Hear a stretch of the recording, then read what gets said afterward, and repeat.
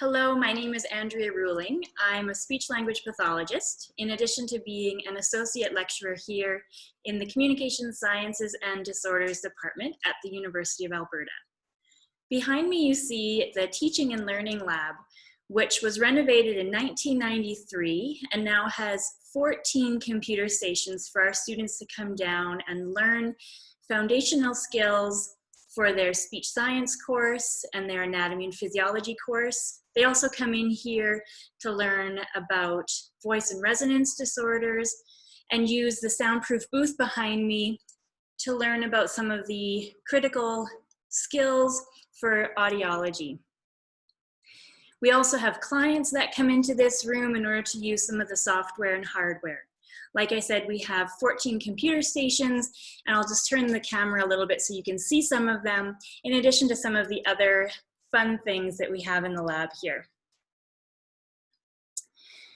As I mentioned, our students learn about anatomy and physiology. Primarily, they do this in the cadaver lab over in Medical Sciences building, but we do have a lot of anatomical specimens over here that they can use to further their knowledge, and you can see some of them behind me here.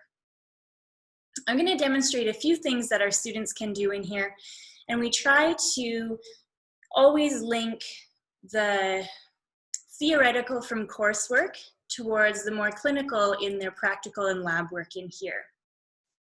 The first instrument I'm going to show you is the YouTube manometer. It's a very simple method to learn if an individual has the subglottal pressure in order to sustain speech. Here it is here, the YouTube water manometer. This is one of the very first labs our students learn here. And there's also an at-home device that people can make, clinicians can make when they go to clients' homes out of a glass of water, marking off the centimeters to ensure that a client can sustain the right amount of pressure.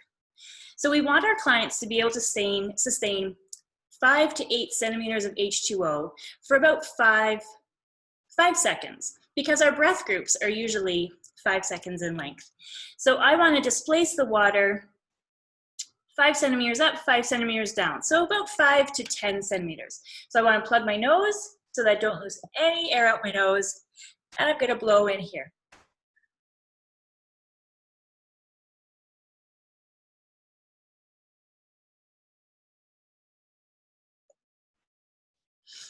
Looks like I can talk. So we have ranging from really simple tools in here to much more complex. I'm just going to turn the camera a little bit so you can see a few more of the more complex tools we have. Like I said, we like to link coursework and lab work to clinical work, and our students do use these with clients. We assess drama students, we assess clients with multiple sclerosis, Parkinson's disease, individuals who've had a brain injury or a stroke. And this software I'm going to show you is going to look at my voice quality. It's the Multispeech Software. And I can do multiple things within this software. What I'm going to do here is just analyze my steady state during a prolonged vowel ah.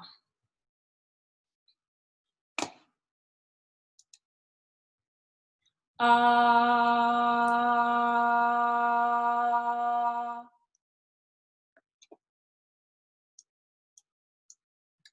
I'm going to analyze just a short portion of that.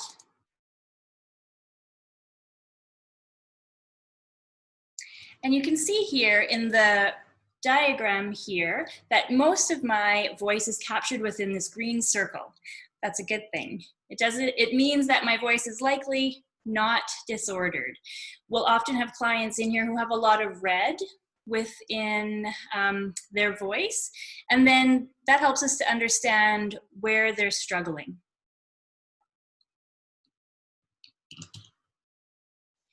Another device that we have a few of in here are the Nasometer.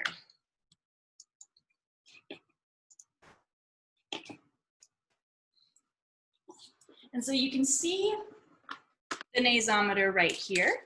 Kind of looks like a headpiece. Always reminds me of when I had braces.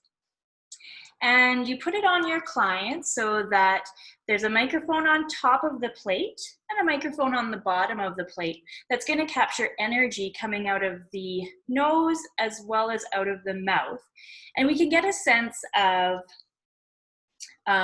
whether the energy is coming from the right place.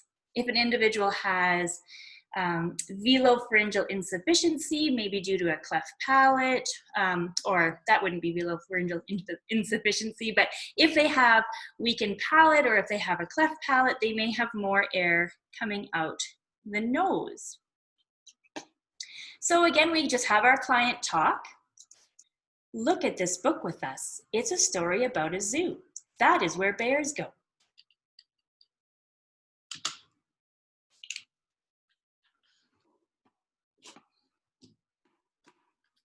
And then we can analyze the client's speech. And we can see what their resonance is like and if it falls within their norms. So we have quite a few wonderful tools in here that help our students, like I said, learn those foundational skills, moving right through to more advanced clinical placement skills. And I hope you've enjoyed a short tour of the Teaching and Learning Lab. Thank you so much. Have a great day.